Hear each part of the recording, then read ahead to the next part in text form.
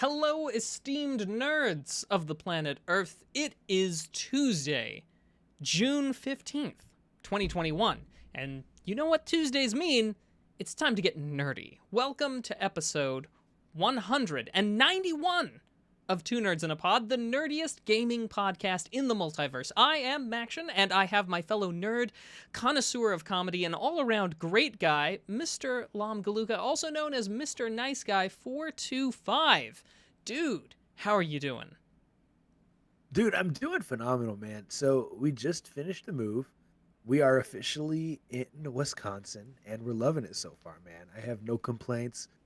I have probably gained 5 to 7 pounds in the past week just eating really good food. I don't know if you knew this, but cheese is a big thing.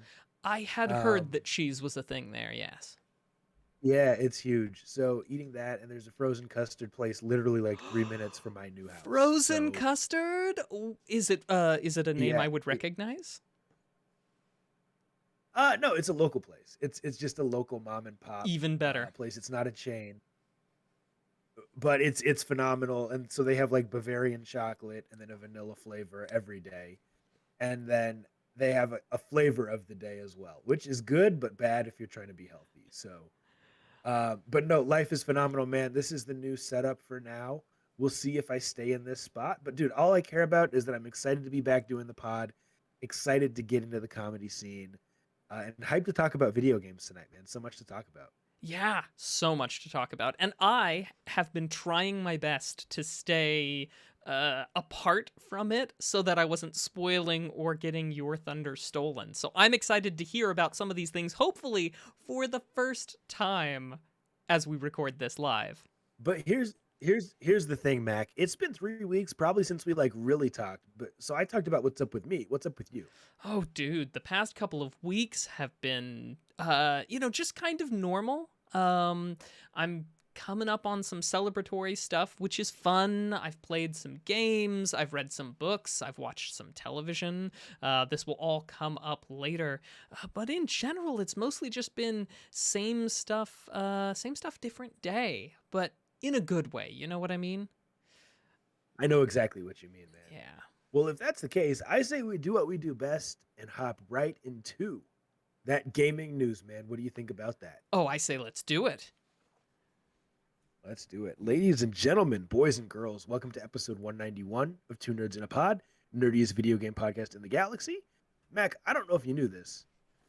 There was kind of a big gaming event that happened the past few days Big gaming called event. E3. Whatever could it be? E3? You do It's a not it's a say. thing. Yeah. It was E3 this past week, and so there is so much news, and we are absolutely not going to cover it all. Um, I don't even know what to do for the topic of the week because there's just so much stuff that's awesome. Maybe But let's topic just of the jump in. week gets to be news round 2? Yeah, it can be news round too. Maybe we'll just do that. So let's talk. Let's start though with let's bring the heat from the first moment, which I know that you're excited for Back for Blood, which you're a Left 4 Dead fan. You like the Hmm. zombie stuff, and I do too. Um, it was announced a couple things surrounding that game. This is on GameInformer.com. Here's the first piece of news: Back for Blood DLC only needs one player to have it for the whole party. And I'm not even going to read the whole article, but they basically have just said, we're not going to separate communities by making everyone buy the DLC. We're going to just have one person have it, and then your friends can all team up with you. That's the first piece of news surrounding this game. Oh, so Mac, that's the with second piece respect of to news. DLC, but DLC specifically, not like the standalone game, but with the No, no, no, DLCs. no. That would be way too awesome. The standalone game you still have to purchase, unless you have Xbox Game Pass, because it was announced that this game will release for quote unquote for free on Xbox Game Pass.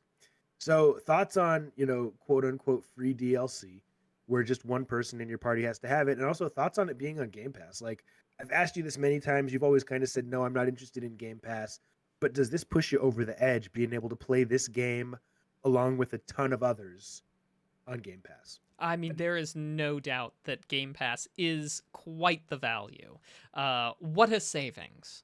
And Right. more power to anybody who's going to get use out of it.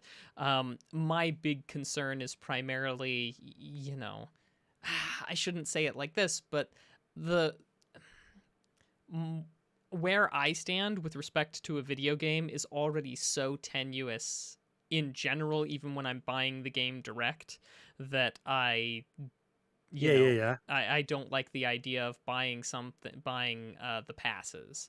But hey, more power to everybody else. I'm glad that it's something. It's lots of value. Awesome. We don't have the time for me to Okay, dig down into exactly what my issues are because they are deep seated and okay. I know many.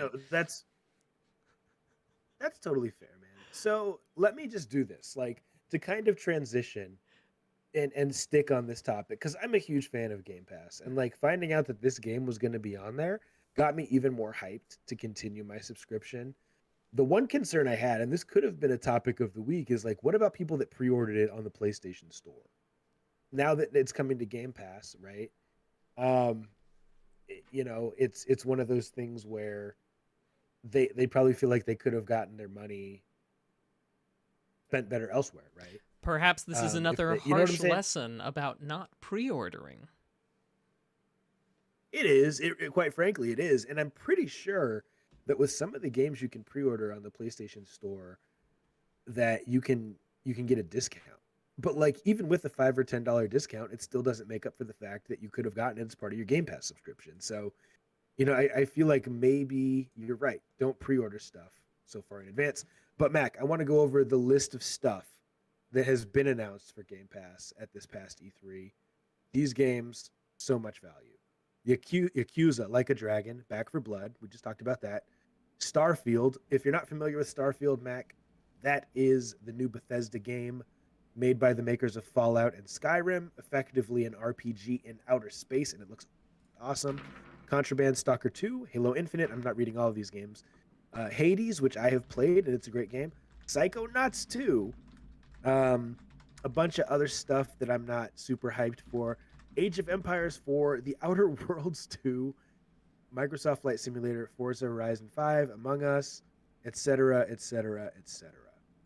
So, Mac, I ask you again. I'm just kidding. I'm not going to ask you again.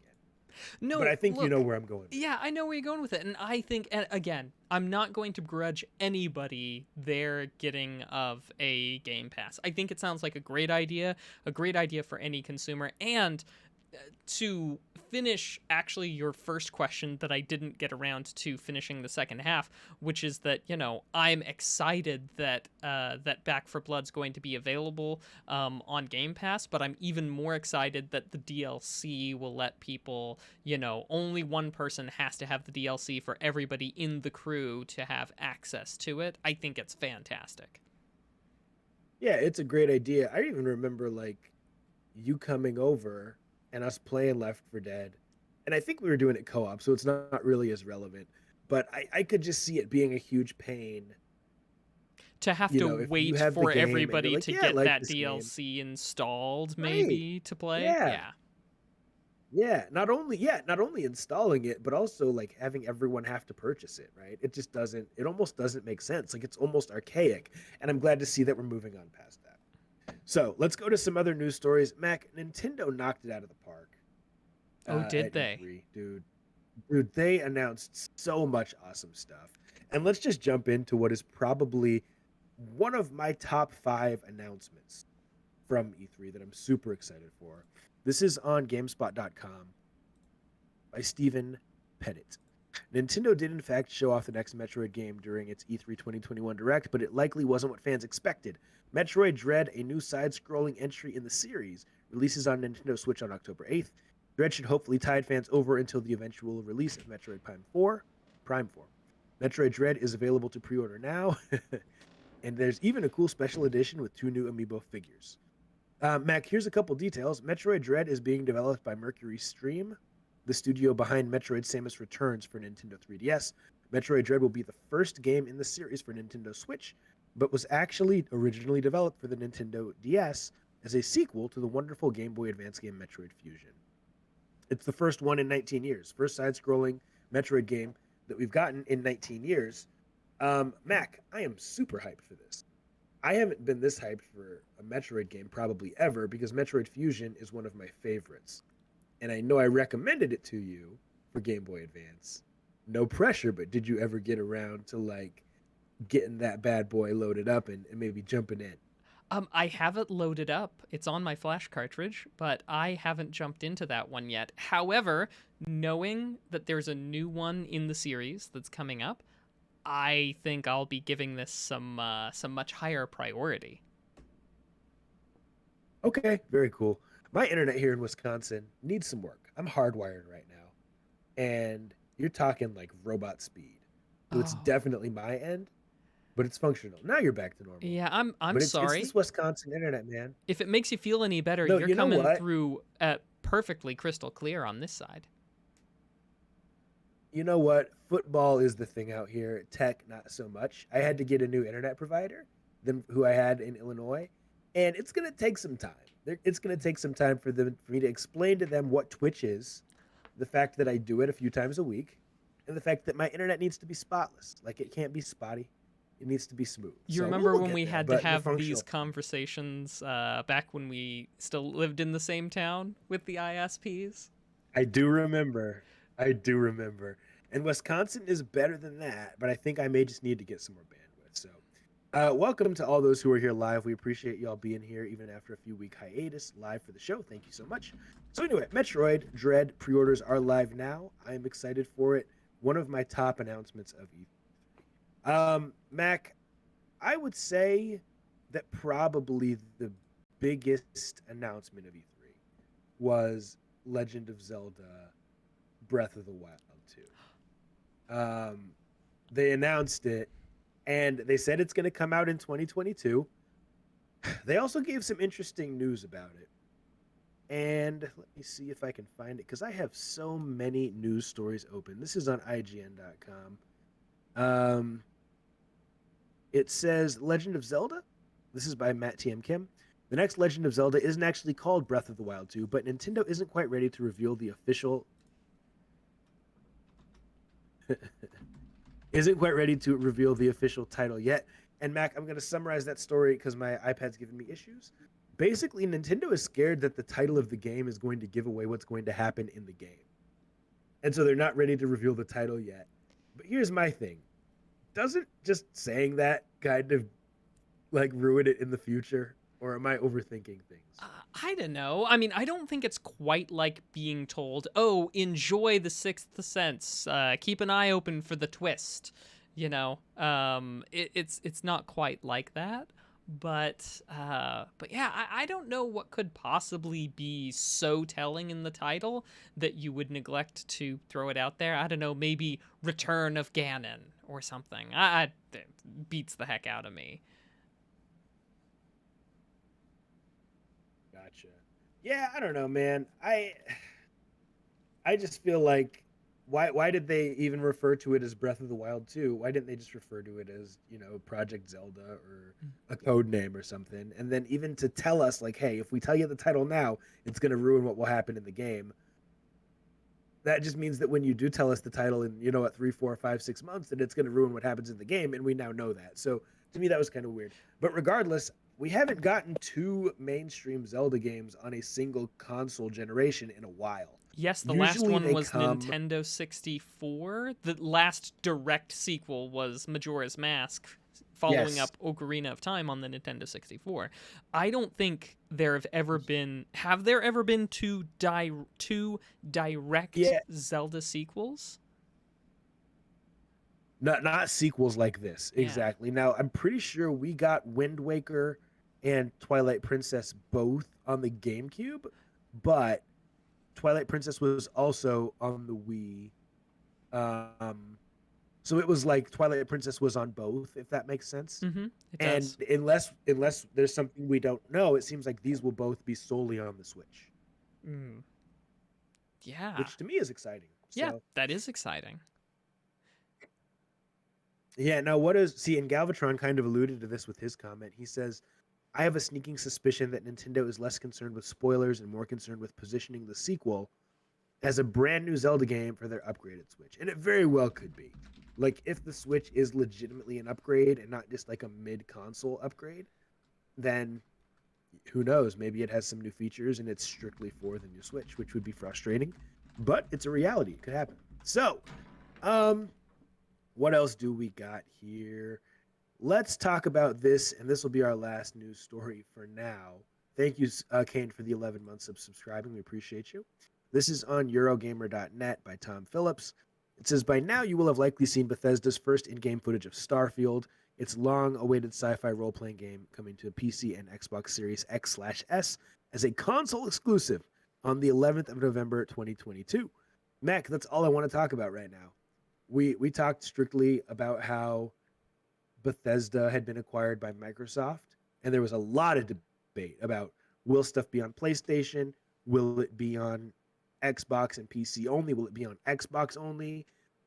Here's what's happening. This game is coming to Xbox and PC exclusively, and it is also a part of Game Pass. Hmm. Um, are we done seeing Bethesda games on PlayStation at this point? What do you think? Well, I mean, I could have sworn that when it was, when it was announced that Bethesda or ZeniMax or whoever it was who said it was like current things are going to be honored, or like current arrangements for Oh exclusivity and yeah, yeah. releasing are going to be honored, which is very shocked to hear that this is going to be PC Xbox exclusive. Unless, of course, those were empty claims and empty promises. I don't know. This might have been something that they originally like secured exclusivity for Microsoft originally, and maybe the next title is going to be available on multiple consoles, but it certainly doesn't look good for the hope or belief that Bethesda titles will be available on others. You know what I mean?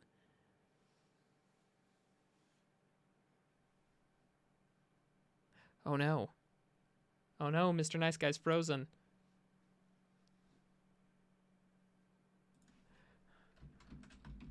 Are we to be foiled by the new ISP? No.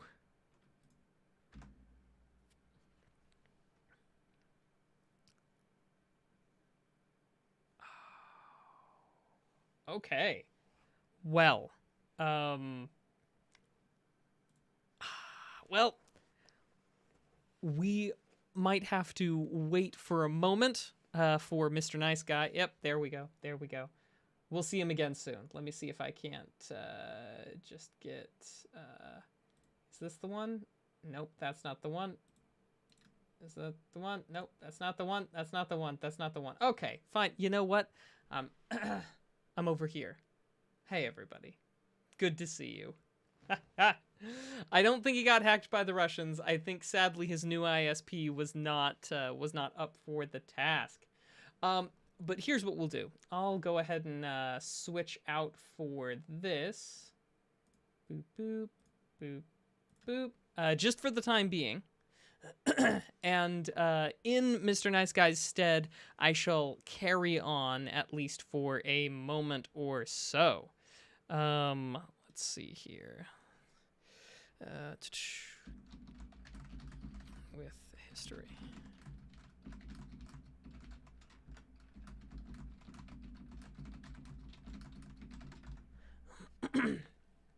All right. Well, thanks everybody for bearing with us as we go through these little growing pains with the new ISP in the new house for Mr. Nice Guy. But now it's time for us to talk a little bit of history. Good news, Mr. Nice Guy has said something back, so he's so I'm powering forward while he gets that sorted.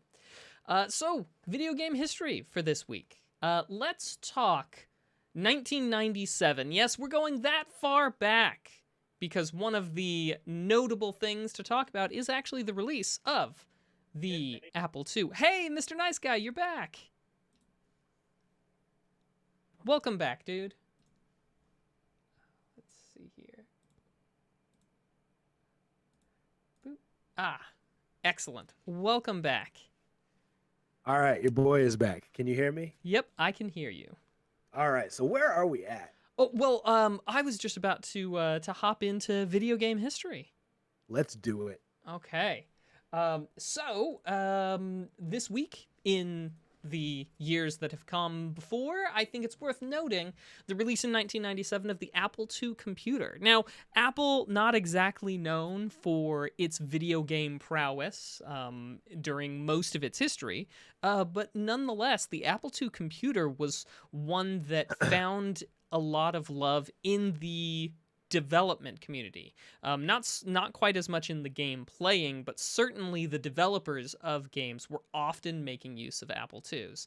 And so, I mean, while I'm sure that there are some of us who remember playing on Apple IIs, and otherwise, a lot of games got coded using Apple II workstations. So that's my little way to kind of shoehorn that in there. Let's get to the things that might be a little bit more recognizable, though. Mr. Nice Guy, in 2001, for the Game Boy Advance, Castlevania Circle of the Moon. Was that ever one that you Yes. did? You know what? That's one that I missed. I got into the Castlevania stuff. Like, I was in it on NES. I loved those old school games. And then I got really into it on the DS, but I did not get into the GBA ones. Tell me about it. Gotcha. Well, the GBA ones, there was Circle of the Moon, Aria of Sorrow, and I forget the third one. I want to say something. Oh, I played Aria of Sorrow. Yeah. Aria of Sorrow. I felt like Aria of Sorrow was really good, and I feel like there was a third one. Anyway, I haven't played all three extensively, but I have played Circle of the Moon. It's pretty decent. I feel like one of the things that it benefited from is better. I felt like the sprite work was better in Circle of the Moon, but I felt like the mechanics were better in Aria of Sorrow. They all have, they all have their pluses and their minuses.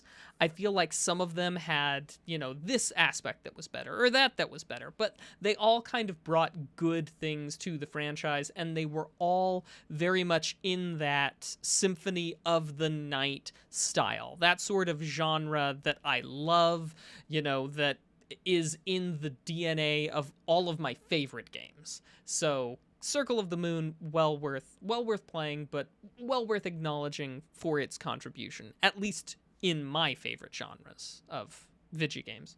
In 2001 as well, we also had the release on PC of Half-Life Blue Shift. So for those of you who don't know, the original Half-Life game had, I want to say, 3 different storylines.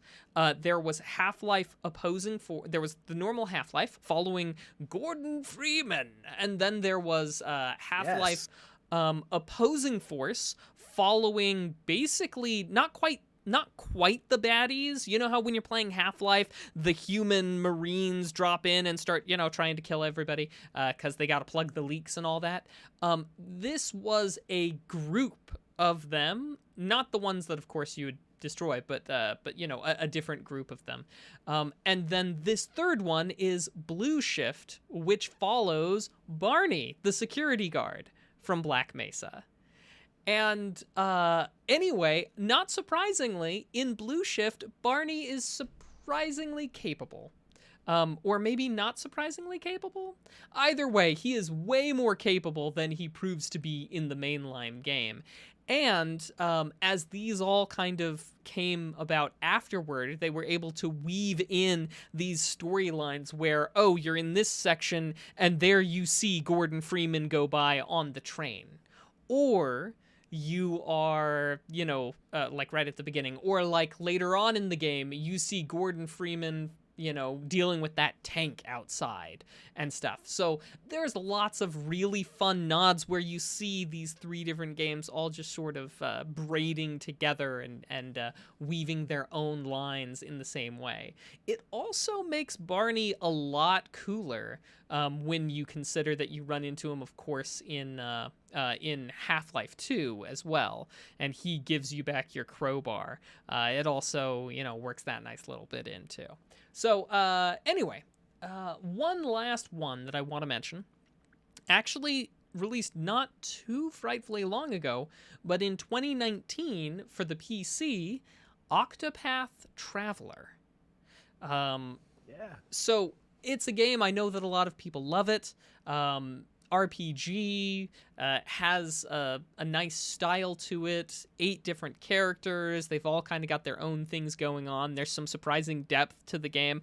But what I love most about it is that Octopath Traveler has pixel art for the characters that's most reminiscent of Final Fantasy Tactics, and also, that being my favorite character art style of all time.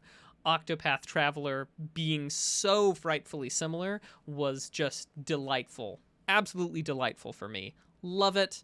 And if you're at all intrigued by that type of pixel arty JRPG, Octopath Traveler is fantastic. And as Galvatron brings up in the chat live here with us, it's on Game Pass right now.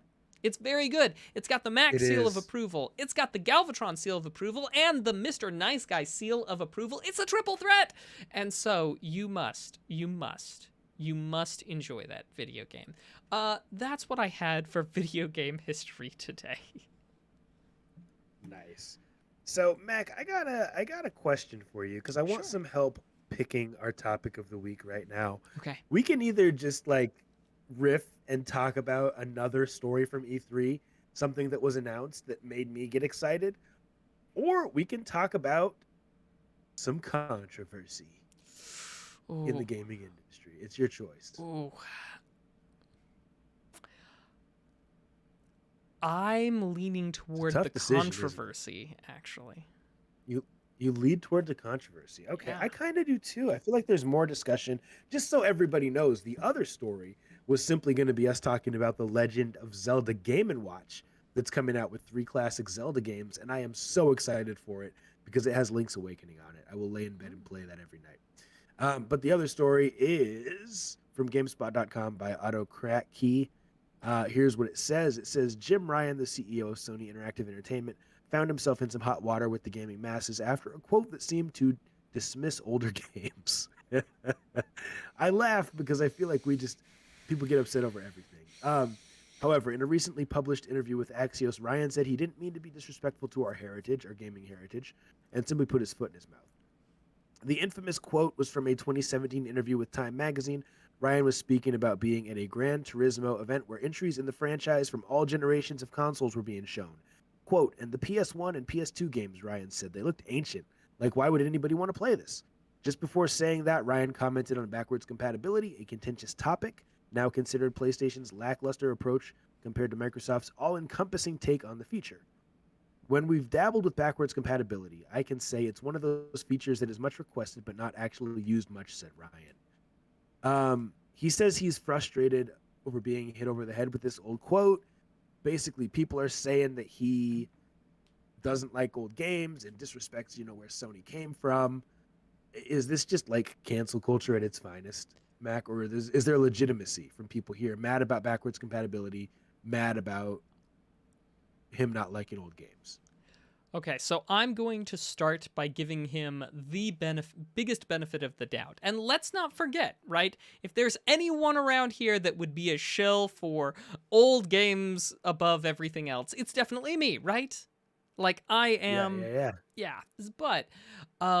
I can understand where he might be coming from. Maybe those old things don't appeal to him. And furthermore, one thing about his comments in, I guess this would be in 2017, that really strike me are his comment about it's an oft-requested feature, backwards compatibility, but it's not used very much. And if anybody would know how frequently backwards compatibility is used, it would be the people who are, as a part of that, Jim Ryan at all, the people there. So I would be very intrigued to hear him elaborate on what kind of figures there are for backwards compatibility, honestly, because I love it. I want more of it, but how much is there? Yeah, like, here's the thing, man. We've reached a point, especially with Sony, that they're releasing so much stuff. Like, they're putting out so much fire right at the end of gaming generations. I mean, at the end of PS3, they put out The Last of Us. At the end of PS4, they put out The Last of Us Part 2 and Ghost of Tsushima. So to me, backwards compatibility is essential. And that's the reason why the PS5 is backwards compatible, because the PS4 library was so good that there was no way they could not allow that to have some carryover. You know what I mean? Mm-hmm. Um, so I mean, he made that comment, but at the same time, they know it's a often used feature because they're allowing it. So I don't know, like I don't know what he meant when he said that. But let's also keep in mind this is a quote from 4 years ago, and so maybe it's getting blown a little bit out of proportion, maybe even taken a little bit out of context. I don't know. It could be. I mean, Galvatron has some thoughts. indeed. Uh, to quote Galvatron, Jim Ryan is not a real gamer. He's an employee suit bean counter who was put in charge of their gaming division for some reason. And I don't know if that's necessarily the most generous reading or necessarily the most accurate. I don't know Jim Ryan. I don't know his background. I know Jack Ryan is a CIA analyst who always seems to be put in charge of saving the world all the time. Thank you, Tom Clancy. But this Jim Ryan guy, I mean, what I do know is that he opened his mouth about his personal feelings on a subject, which the very fact that we still have backwards compatibility being a thing, as much as we do, I think seems to say that it was probably his opinion, because they wouldn't put, like you were saying, they wouldn't put that much effort into making backwards compatibility still a thing if it weren't actually being used. So I think it's probably just a case of his personal opinion, and I mean, more power to him for having an opinion on it. And if that was his opinion and he was in charge and yet we still got backwards compatibility, I'm glad that his opinion on the matter was not the final word. Although I Well, can see how it would make you concerned for the time that it could potentially be the final word. well, and part of the thing too is he basically said like PS1 and PS2 games just look old and they haven't aged well. And you know what? He's 100% right about that. Because Mac, how often do we see people remaking games, or rather doing like a throwback game in 64-bit graphics? We literally never see it. But we see it in 8-bit a lot. We see it in 16-bit a lot, because that's a level of nostalgia that has aged well. It's a side-scrolling thing. It just really works. I've never seen someone put out, a Celeste type of game or a Messenger type of game in 64-bit. And that's what he's referring to, is the fact that those old blocky graphics looked really, really great when they came out, but they just haven't stood the test of time. So I think that he's getting a bad rap for this, but I think he's 100% right. Now, I will say on the subject of the graphics not aging especially well, I think more so than pixelated graphics, I think the polygons struggle to convey the same sense once they're upscaled and put onto an HD television. Um, but in those situations where you have CRT style filters that you can throw on stuff, it actually looks significantly better. I have been playing, or I had been playing, some ROM hacks for Ocarina of Time that kind of created whole new quests out of them, right? And in it, when I was playing it on my flat screen television, thankfully my upscaler had the option of doing things like that, scan lines and adding some of those filters to make it a little bit better. It became instantly more enjoyable and more playable when those effects to try and approximate the hardware it was just made it better. Kind of like when you're standing at the microwave, right? And you're looking in and it's got like all those holes on the mesh and you kind of like move back and forth and then you like see it super clearly. It's kind of like that. You know what I mean? I'm not making any Kids, sense, but don't, don't, don't stare into the microwave. there's no I don't know danger what from you think. staring into the microwave. While it's running, or just in Yeah, general? while it's running. Don't do that, y'all. That's bad. Fine. Those of you out there, you know what I'm talking about. You know what I'm talking about. Well, anyway, I think we can all agree that old games are awesome. He basically said old game is old, which I don't think is a big deal. Um, And I hope that retro stuff continues to be made. I hope that backwards compatibility always continues to be a thing. Um, and what we really should have talked about, now that we're down this rabbit hole, there was an announcement made this week, and many of you may have seen it, that Xbox is going to, in the near future, they're going to have their Game Pass be a part of the TVs. So just like Netflix is built into your TV, Xbox is going to be built into your TV, and you can just play the games from your TV without having to buy a console. So, where he's talking about backwards compatibility, like it may not even be that important because we may not even have consoles that much longer. So that's another thing for another time. But that has been our topic of the week. All right. Well, now we turn to we would turn to a crowdfunding project that's trying to get off of the ground, but I have to admit, for today's Kick or Kickstart, I actually didn't see any Kickstarters that really reached out to me.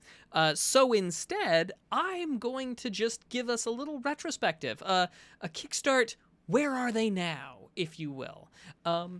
I've selected 4 Kickstarters that we've talked about in the past, and you can go back to the specific episode if you want to hear more about them. But just want to kind of summarize and talk about, where they wound up being. Mr. Nice Guy, back in episode 174, we talked about a little game called Gold River Project. Now, the name might not evoke much at the moment, but it was an open-world 4-person co-op survival game that neither of us thought could go the distance. Okay. And as it turns out... I remember it vaguely, yeah. Yeah, as it turns out, we were right. It did not go the distance. Unfortunately, yes, but I mean, sometimes I think it's valuable for us to go back and be like, hey, Mr. Nice Guy, he calls it. He's got a good nose for these things.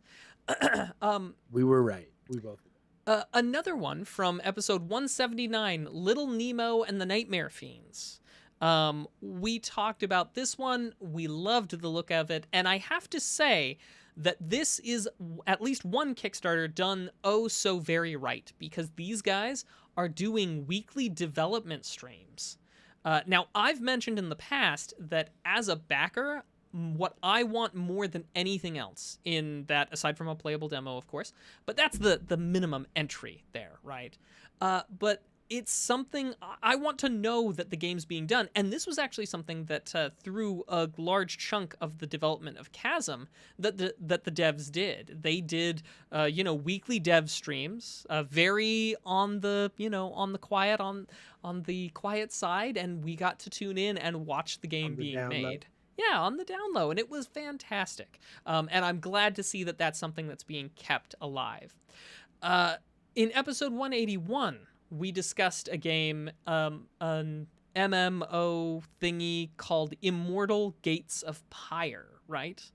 Now, when we talked about it, I was incredibly skeptical. For reasons that I won't go into here, exactly why that skepticism is, go back, listen to 181. I had practically I don't know, what do you call it, a fit and fell into it about this particular Kickstarter. But they ended with $152,000 and plenty of backers. And there was actually an issue because a lot of people canceled their funding because of a perceived Epic Game Store exclusivity for the free-to-play game that actually turned out to be a miscommunication. They were going to be an Epic Game Store exclusive at launch, is what people thought, but it turns out that it was just during the development process that if you had one of those like alpha things, you needed to use the Epic Game Store account to play the alpha builds and such. Which wound up being just kind of the stuff that I was talking about, where I was just like, I don't know, I don't understand the messaging, and clearly it's had some issues, but they're going there. For those of you number crunchers among you, the average person backed a free-to-play game at $75. With a $60 pledge plus 3 add-ons of $5 each. And overall, $140,000 in pledges, meaning they sold $11,000 in purely the $5 cosmetic add-ons for the Kickstarter. Absolutely crazy. Madness. And again, for a free-to-play game, those were the kinds of purchases and add-ons that they had. Just wild. And then, Unbelievable. yeah, unbelievable. I agree. And then in episode 183, we talked about a game called Astral Ascent. Now, you and I, we both liked this pixel art beat 'em up because it had a playable demo and it looked fun. Development's been moving along after the end of their Kickstarter, and in an interesting turn, they've turned down publisher contracts and are going to self-publish the game. Now, as you recall, actually, during last episode 190's Legalese, we talked about some of the things that publishers ask of their developers when they sign that paperwork. And while we aren't privy to the exact terms of these contracts, based on what we've seen in others, I think I can kind of understand them going their own way. But anyway, I know that's a little bit dry. It doesn't have quite the same excitement as a usual kick or kickstart, but I think it's important to point out how frequently Mr. Nice Guy is right about these and how you should trust him when he says yay or nay on a Kickstarter. So, there you go. You've missed me a lot, huh, man? I've missed you so much. It's good to be back. That was like a good 10 minutes of like Mr. Nice Guy knows what's up. That's funny. Mr. Nice Guy does know what's up. mutual. You'd be wise to listen. Well, very cool, dude. I appreciate that. Well, let's keep things moving for the sake of time. It is now time for a segment called Nerd Flex, Woohoo. where you, the viewer, try to stump the host. And with Mr. trivia Nice Guy, questions. Go ahead, man. we have to start Yeah. with a sound test because this is a sound test episode. So while you guys get Awesome. your nerdy trivia questions in to stump us, we've got a mystery sound from somehow, somewhere, some win in video games. And here in episode 191, you'll have to prove your mettle. I will play it, and then you, if you know it, you can tweet at 2nerdsinaPod on Twitter and use the hashtag soundtest and identify this episode 191. Good luck. You'll need it for the prize of a pin or a perler. I hope you listened well, because that is your sound test for today. All right, Mr. Nice Guy, we can carry it away with some questions. Let's do it. So I forgot to type in the chat that you guys should get those questions ready. They have to be gaming related. They have to be multiple choice. And they have to be questions that have an actual answer. So if you have one, please type it in the chat. But in the meantime, we will start off with some questions from our trusty test bank. Yes. While we wait for viewers to get those out. And hopefully we get some we can answer. Let's see. It's loading, so bear with me. Yep, that new internet. It's even got that new internet smell. Yeah, that's exactly it. Okay, this is the first question. And I feel like this one's too easy, but we're going to do it because it's the one that came up. Capcom. What sort of games are Capcom's 1942 and 1943? Now, I know the answer. I'm curious if Mac knows. I'm reasonably confident that they are those like overhead shoot 'em bullet hells, whatever they call that genre.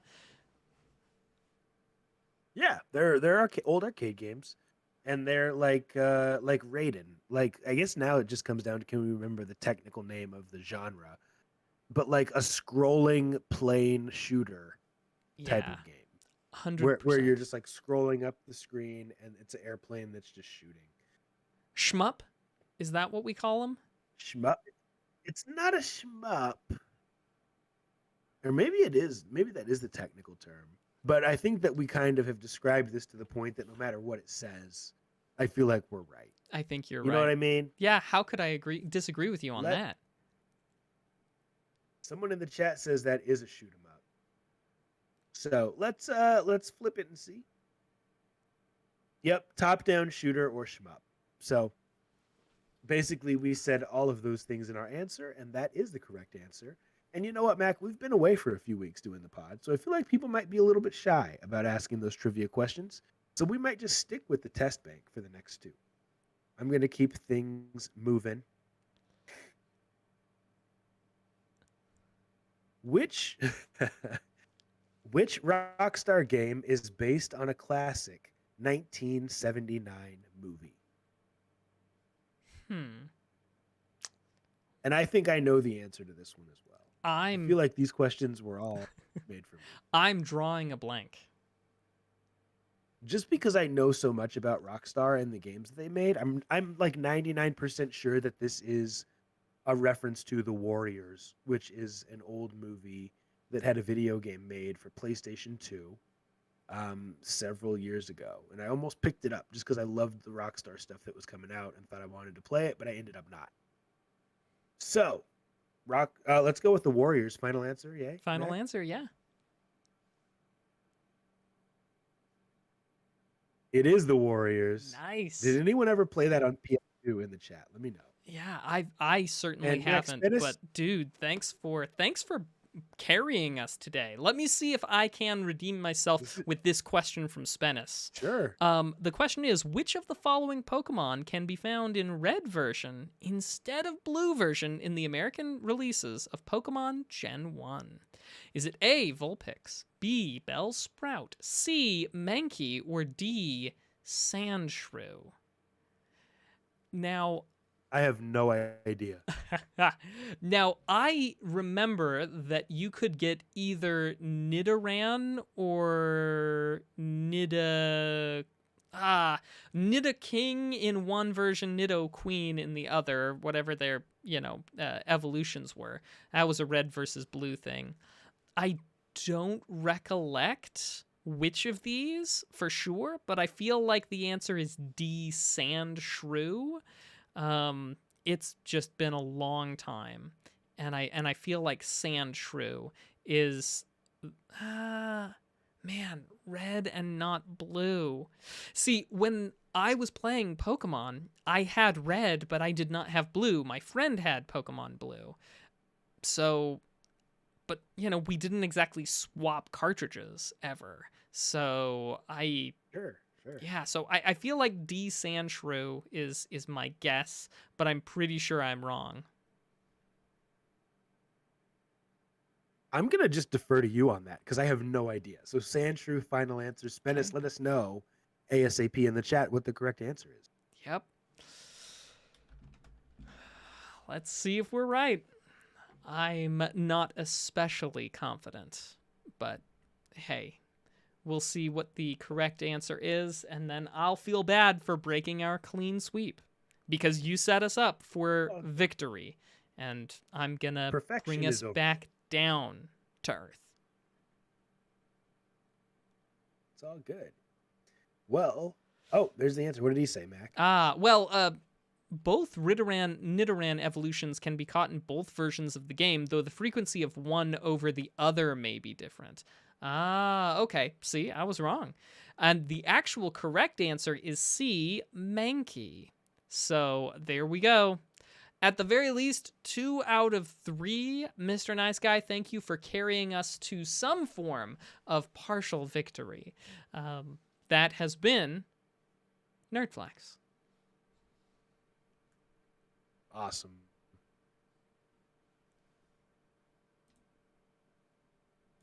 It's all you, Mac. I don't know if you're talking right now. Oh, no, sorry. I got distracted by my computer did a thing. We'll fix it in post. No, anyway. You're good. You're good. That now brings us to a little thing called legalese.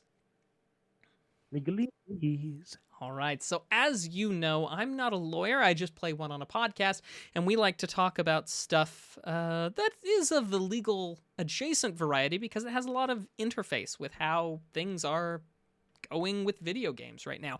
And as you know, we're on sort of a prolonged overall idea. We discussed the idea of video games as an art in episode 189. We discussed publisher and developer contracts in episode 190 and learned some new and interesting things about that. And what I thought we should talk about today is about how video games are sold to us, essentially products versus services, and how those are different. Now, Mr. Nice Guy, as a clever man, Yes. and as somebody who knows a thing or two Yes. about the world, if I told you that you were buying a service, or if I told you that you were buying a product, would you say what you think, just your general idea of what the difference in between a product or a service happens to be? Oh, for sure. I feel like a product is something physical that you can touch, right? You Mhm. purchase it and it's yours. A service is something that you buy it once or over a series of times and then it's gone. Yeah, yeah. And your intuition is almost 100% spot on, with the exception of the requirement of it being physical, but that wasn't so much of a requirement as it was just a sort of general thing about it. Yeah, that is where the line is with products and services, with some little things here or there. Now, at one point in time, it was understood that video games were products, and they were given terms like limited warranties for the functionality of the games. It is notable that if you go back and you read the user agreements or the pack-in material for a video game, that these terms are almost identical, all the way from Mega Man 2 to Alundra for the PlayStation to Half-Life 2 in 2005, for example. To quote one of our favorites, Mr. Nice Guy, the pack-in information from NBA Jam from 1994 on the Sega Genesis says, quote, Yes. "The purchaser of this software product," and then it, lists the stuff, right? Here's some direct quotes from 007 Nightfire. Quote, "EA warrants to the original purchaser of this product." And then it goes on. What I'm getting at, what I'm trying to establish, is that video games were very much seen as a product. They'd often say stuff like, quote, "This gives you, the purchaser, specific rights with respect to this product." Those are some direct quotes.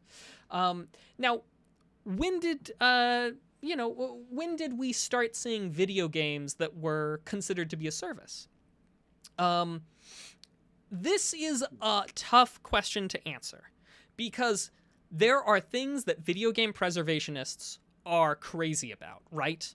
I'm sure you've seen some of the people finding data, finding computer stuff, finding old floppy disks and preserving that data, Yep. right? They can be crazy, but there's one aspect of video game preservation and this is going to take you by shock here, that they are not crazy about preserving, and that is end user license agreements.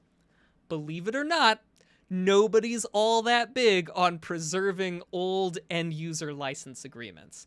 Right. So if it weren't for online end user license agreements and the Wayback Machine, I would just totally be guessing. And to a lot of extent, I am. For a lot of games that only had an online or a website-based end user license agreement, I don't have those things at all. But there are some that I do. So let's go and look at what World of Warcraft's EULA said about ownership back in 2010.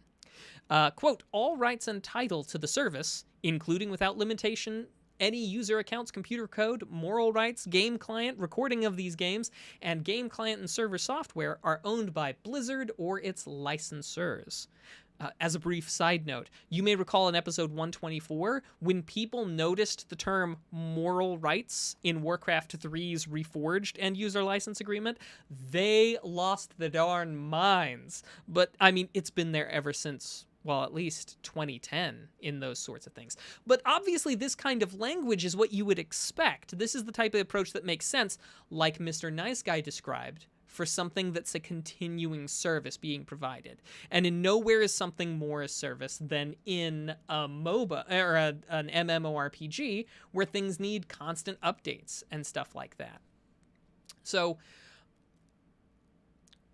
what is unfortunate about the EULAs is that at some point in time, video game companies realized, especially the publishers, realized that even game products like offline single-player games, that they could cover their own butts legally by presenting them not as a product, but as a service. Because with products come certain expectations. With services, they can kind of just walk away whenever they want. Because it would be unrealistic for us to expect their service to last forever, right? We can't hold them hostage for a mere pittance paid out once. We can't hold them hostage to providing us a service forever.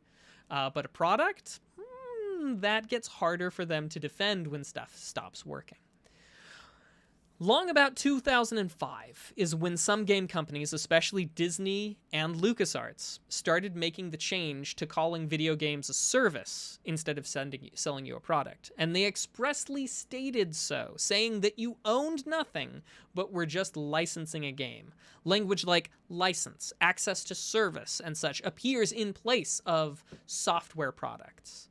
Now, I had more on this, but we've already run long because I regularly don't adequately estimate how long it's gonna take.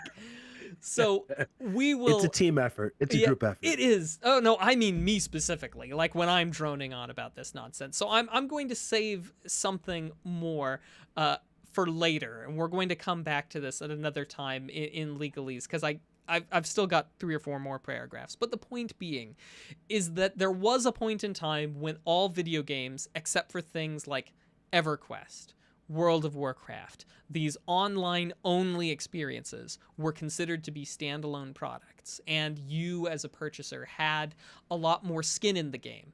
And as we've been talking the past several legaleases about how players of games, how gamers, and how the developers and how the publishers all have conflicting needs, wants, or desires, and that leads to some real big legal issues. We're going to talk again next time about how our conflicting interests are shown inside of this product side versus service side consideration. So if you liked this, be sure to come back for episode 192, where we're going to hammer it home and finish it off. But that's been Legalese for today. Mac, I have missed doing this, man. This has been fantastic. As y'all know, that's close to the end of our show. But before we go, we have one last segment called What We've Been Watching and What We've Been Playing, where we talk about just that. And if you're here live, you have a job to do. Let us know what you've been into in the chat. Mac, what have you been playing the last month? Oh, man. Watching and playing. So I've been playing some tabletop RPGs, of course. I've been watching Stargate SG-1, recently finished off Season 10, so that was fun. Been watching Kim's Convenience now that Season 5 is on Netflix, so that's been good. I also have watched some things that I wish I hadn't. Like, for example, there was a movie called Buckaroo Banzai and the Eighth Dimension, starring the guy who was RoboCop in the 80s movies. It also has Jeff Goldblum. Who were some of the others? I actually wrote it down because I was kind of astonished by some of them. Dean Stockwell from Quantum Leap, Christopher Lloyd, Clancy Brown, Ron Lacey, Carl Lumbly. I mean, a lot of people that you would recognize, but it's awful. Never watch Buckaroo Banzai and the Eighth Dimension. It's a trip. Pack your bags and bring a support person to help you through it. Have you ever seen UHF, the old Weird Al? I have, yeah, of course I have. It's, for some reason, your description of this just made me think of UHF. I don't know why. No, I mean, it was also absurd, but this was more absurd and trying to take itself seriously. Got it. So that's what I've been watching. As for what I've been playing, I haven't been playing that much in the way of video games, just my usual. But I have been playing some tabletop RPGs and also trying my hand at combining not just 3D printing, but painting as well. So you might recognize these half-finished spiritual stones from Legend of Zelda: Ocarina of Time. I'm working on them, and so far they're turning out okay. Nice. Well, I've been watching a lot, man. As far as what I've been watching, I just started watching Loki on Disney Plus, and it is swallowed. Did I say swallowed? It is solid. Been watching a lot of the NBA playoffs. Loving that. Um, what else? Just tons of Marvel stuff. Tons of YouTube videos. Watched a few stand-up comedy specials on Netflix. Um, and I don't know if I mentioned this last time we did the pod. We finally finished watching Arrow. I think I did mention that. And that's what I'll share for now. And then as far as and Lupin just came out season 2. I'm gonna hop into that this week. As far as what I've been playing, someone in the chat just said, "Mr. Nice Guy, are you getting the new Ratchet and Clank?" AR Wilson asked that. Answer AR Wilson is, I already got it. I already bought it, and and it is phenomenal. I'm loving it. It's the PlayStation exclusive that I needed right now to get me through that PlayStation 5 drought. Having a blast with it. My kids picked up Miitopia, which is an RPG for the Nintendo Switch, where you go around casting spells and stuff using your Mii character. And they were super hyped. Like, Mac, I don't know if you remember like buying your first video game with your own money, but this was basically my kids' first experience doing that, and luckily they loved the game. So Oh, that's now fantastic. they're spoiled. They get demos. Like, they get demos. They're like, let me try it before I buy it, right? So they downloaded the demo, liked it, bought it, and they've been having a Back blast with in the it. day, we But had to pay for a gaming magazine to get a demo disc to try out a demo. yes, yes, and like the best games were all known through word of mouth. Like, the internet was not what it is today. So anyway, Mac, what are people into in the chat? I think maybe you could just read it all if you want. All right, I'll take it. So, Spennis is playing MLB The Show 21, Destiny 2, Spider Man Miles Morales, and watching Loki, Recess, heck yeah, Rocket Power, Basketball, and Baseball. Galvatron is watching Conjuring, The Devil Made Me Do It, Star Wars Bad Batch, Loki, and various animal shows on Discovery Planet. And Galvatron's playing Resident Evil Village, Spider-Man Miles Morales, Degrees of Separation, and Hades. That's what we have in the chat so far for watching and playing. Thank you for sharing those nerdy suggestions with us. They all sound solid. Awesome. Well, Mac, I'll take us home this week. Thank you, everyone, for tuning into episode 191 of Two Nerds in a Pod. If you had a good time, we'll be back next week here on twitch.tv/Two Nerds in a Pod. Same bat place, same bat time, same bat rhymes. Leave a review on iTunes, Spotify, wherever you listen, if you're listening to the audio medium. And we will see y'all in a week. Thanks for watching. Bye. See ya.